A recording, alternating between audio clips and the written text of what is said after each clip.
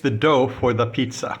Yeah, but guys, there are also other recipes. This one is my recipe that I used to do at Saturday evening here in Italy. So I just, in the beginning, in order to exploit the glycolysis effect, I just insert 7 grams of salts and 3-4 grams of sugar with 150 ml of water.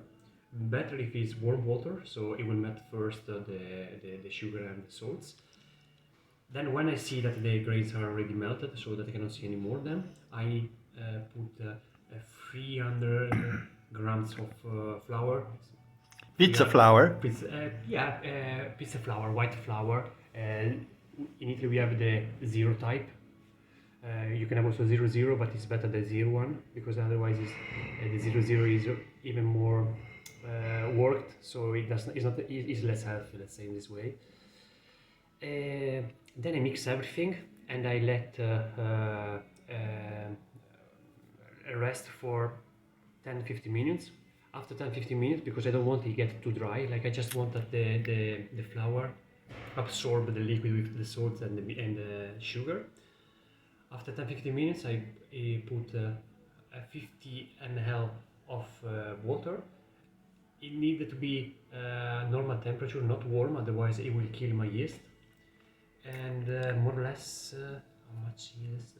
80 grams of yeast. Is the right pronunciation? I don't remember anymore. Yes, yeast. Yeah. Mix it, put inside, and then inside I will keep on going, spreading, like to create a ball. And once I've created a ball, it's a little bit difficult to show, but you have always to break the ball from inside like this, and when it will break, it will help the yeast to work and get some oxygen in there. And I put the sugar because it needed for the yeast for the levitation part. And you have to keep on going, and every time you should like kind of try to close, like you keep on going doing this fast, and then you close like the ball, and then you always spread like this, and so in the end you can see like a kind of ball that is closed, and then I break it again and do it again just for 10-15 minutes. Then you leave in the bowl, and you have to be sure that the bowl is entirely covered, that no air pass through it. It's also good to put on the top like a wet towel, it's also good. And then you wait for half an hour, 45 minutes, even more, even 1 hour. In the meantime, I used to do the toppings. Like for this evening, we did olive margarita, so we haven't done the topping. No, this is Francesca blame. That is something fast. But Lino deluxe pizza. we did plantain, then peppers, and then I just cut the onion, so it was easy toppings. And then when the pasta is ready, I just spread, and then tomato, some oregano after the tomato. So because a lot of person they put the oregano in the end, but in the end the dry oregano will get burned, so it's a pity. But if you put immediately after the tomato, it will be on the wet tomato, so it will not burn. Then you put the mozzarella. Then this evening we choose for the plantain grilled. We grill it before with just some salt, not oil. Then the pepper I did with olive oil, extra virgin olive oil. Then some white wine, just to give them a little bit more sweet flavor that is good for the peppers on the pizza. Then we put blue cheese, then spicy salami, and then on the top couldn't miss the parmesan. And that's it.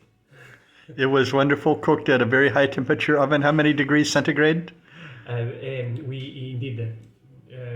Usually, when I start to put the toppings on the pasta, I start to make the oven get the right temperature. So I set the temperature at 250 degrees, and I set the oven that must have not the ventilation application, but just the both sides warmed. And so in usually 10 to 10 minutes, in the meantime that you put the toppings on the pizza, the oven is ready to receive the pizza, and in 10 minutes, I saw it after 10 minutes was not well cooked, so I advise to just check a little bit. If you see it's still too white, just leave 1 or maybe maximum 2 minutes more. Or if you want to more dry, even more, but yeah, it depends from your taste. And the crust of the pizza is a perfect golden color. Perfect golden. But what was the secret when you were making pizza in London, how you got the dough in the pan? You let it slide off your hand? Yeah. Yeah. Describe that. Yeah. Over there was even different. Like in Italy, I was using to work in pizzerias where it is totally different way to do it. This is like a homemade pizza, and that's different characteristic from the pizzerias one. In the pizzerias one in Italy, I was used to work like with the pasta that we were doing the day before, so we had all the night to levitate. So it was really super light, and I was spreading the pasta like we have like kind of table. When you spread the pasta and you do like in 2 minutes you do 8 pizza. You have to spread 8 pizza, and then you have to be super fast in spreading the tomatoes, putting the mozzarella, because it's so thin that if you wait more than 2 minutes, it will stuck on the table, and it's a mess, and then the boss will will be really disappointed. So it was fun because. Also for spreading the tomatoes, like you have a technique, like you put the tomato in the center and then you have just to do once, but in this way you will spread. So you don't do like this, like I've done this evening, but just you know how to do in a way that you, in few seconds, you cover all the pizza. But this, as I told you, this one I was spreading in this way on the table because it was still more resistant pasta. When I was in London working, and it was a pizza restaurant, and my head chef was really great one, and he did like a pasta that was so super soft, so super light. You could eat really 3-4 pieces without problems, and so you have to consider like I have like a kind of pasta like this. I could only just try to create the ring and just start just a little bit, just to have a little bit the ring of the pizza, and then the only things that I could do was to put on my knock and then just doing this way, so the pasta was spreading by themselves, like just thanks to her weights. So I was just with my hand, I was just moving it with this part just a little bit, but he was spreading because of his weight. And when it was done, I was just putting on the not in this way. I was just putting on the table, and then putting the toppings, and then in the oven again. And that made the pasta dough very light and airy, huh? Yes. And no holes. No holes. Indeed. What I was telling before to Lino is that you have to be in pizzerias. You have to be super careful, especially in London one. My head chef, and by the way, was Italian.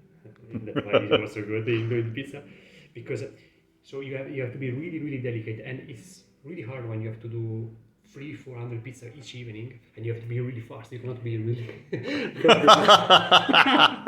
have to be an artist and yoga style.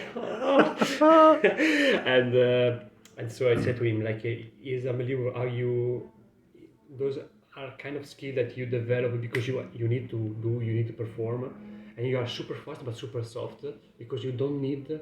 You have not to create holes in the pasta, because otherwise when you spread the tomatoes, maybe you don't even see it, but when you put in the oven, the tomato will go out in the oven with the mozzarella, and you have to immediately take it out everything, because otherwise you will have the bottom of the oven that will become black, and you will see like in the back of the pizza, this black is not healthy at all, and the consumer will for sure be disappointed with it.